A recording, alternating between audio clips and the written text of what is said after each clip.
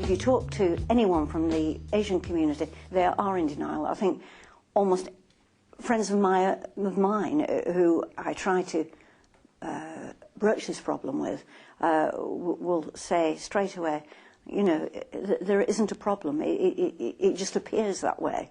Now, why should it appear that way? You know, that there is something very wrong going on.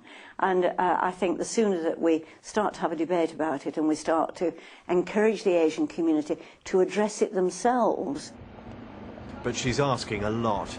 Birmingham is one of the few places that has tried to tackle the problem head on. हमने बच्चे के जो test किए हैं उससे ये बात सामने आई है कि बच्चे को inherited genetical disease है. It launched an awareness campaign targeted at the city's Pakistani population.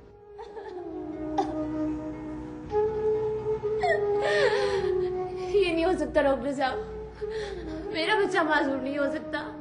One element was a drama shot specially in Pakistan to highlight the increased risk of recessive illness in the children of cousin marriages. The campaign was controversial from the start.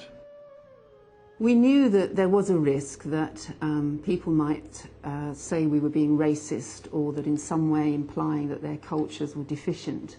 There were people that said we shouldn't do it, people that said, professionals from the scientific community who said it was unethical and unrealistic. And in my view, there cannot be any no-go areas when it comes to public health. We felt we had a duty to give the information to our communities and for them to take what they wanted from that. मेरे बच्चे को genetic disorder है, और ये सिर्फ तब होता है जब सगे रिश्तेदारों में शादियां होती हैं. जैसे मैं और ज़फर फर्स्ट कजन हैं. तुम लोग गलत लोगों की बातें क्यों सुनते हो? क्या पता डॉक्टरों को? क्या पता डॉक्टरों को अल्लाह ताला के कामों का?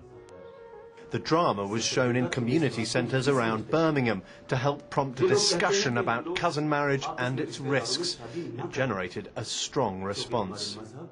Once we started talking to people directly regarding this genetic disorder, they didn't want to know it. They were very abusive if you tell them this is what's happening, and they didn't want to know it. What do you mean abusive? They were aggressive because when it comes to religion matter, they always take it aggressive. They say, well, who are you to tell it's God's will? And my point was that it wasn't God's will. I mean, God wouldn't want his people to suffer.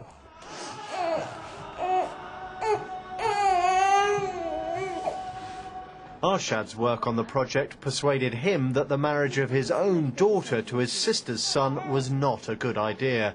He called the wedding off. You said, you know, I don't want my daughter to marry your son to your sister. Yes, and openly. What happened then? She then went to talk to my mum regarding that. I promised and why I'm changing my mind.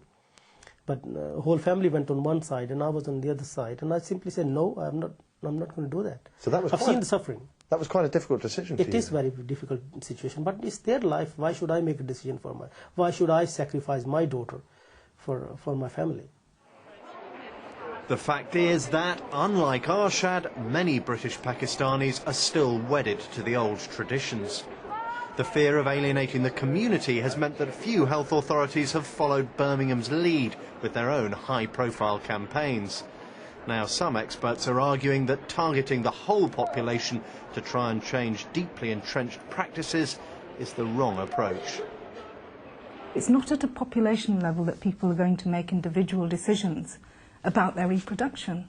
Families, couples make decisions about their reproduction.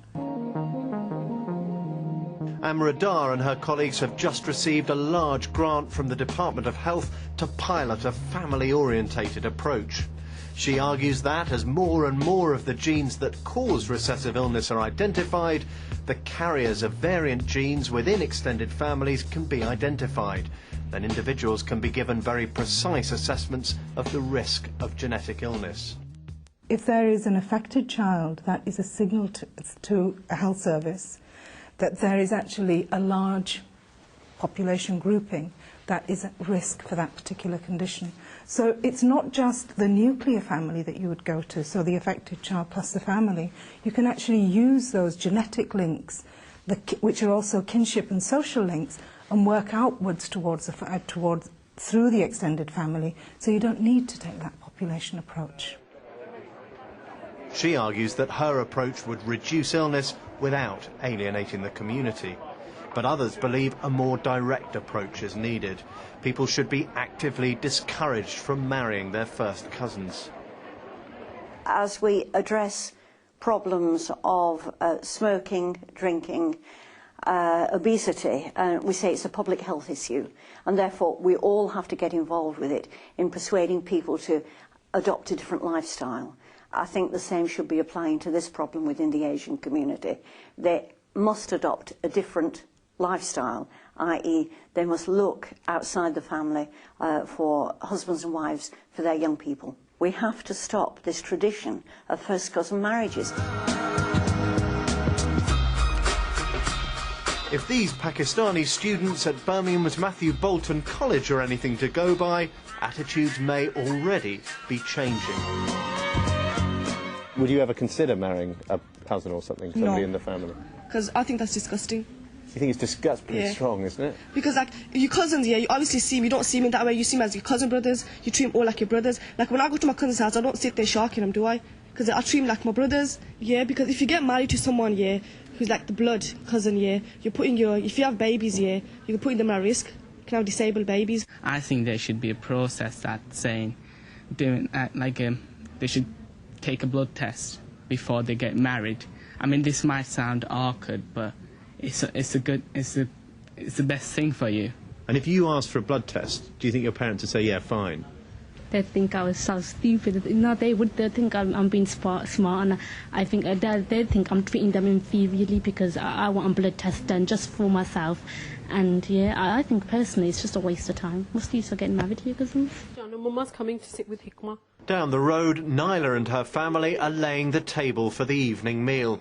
She says she would now consider having a gene test. Still, my daughter, she's developed what's called a squint, and it's like two lazy eyes. The doctor asked me and said that, you don't mind me asking, but, are you married to your cousin? I am.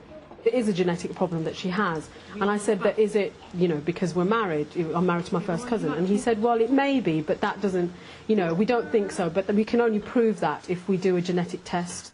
Now, I would probably just have, if I was going to have more children, then I may just have a genetic test to see whether there is any kind of, abnormal gene.